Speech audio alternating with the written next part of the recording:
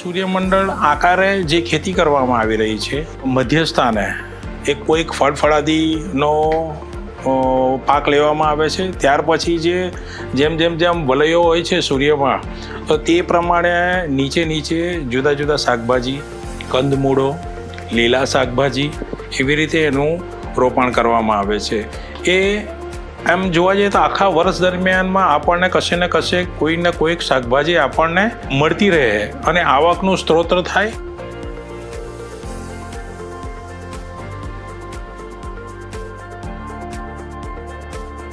પાકને એની જરૂરિયાત પ્રમાણે જ એને વાપસા જોઈએ છે, એને ફક્ત ભેજની જરૂર છે. આટલું આપણે પાણીનો ખોટો વેડફાવ કરીએ છીએ.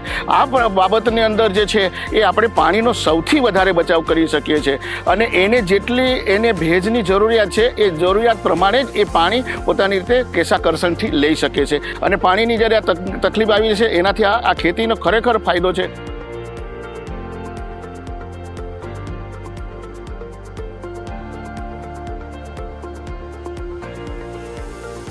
हम रसायन यूरिया DAP वो डाले तो ज़्यादा पानी होना चाहिए, लेकिन ये प्राकृतिक खेती करे तो हम घना जीवाम, द्रव जीवाम, नीमाश्र हम वो डाले तो वो पानी कम हो जाएगा सब.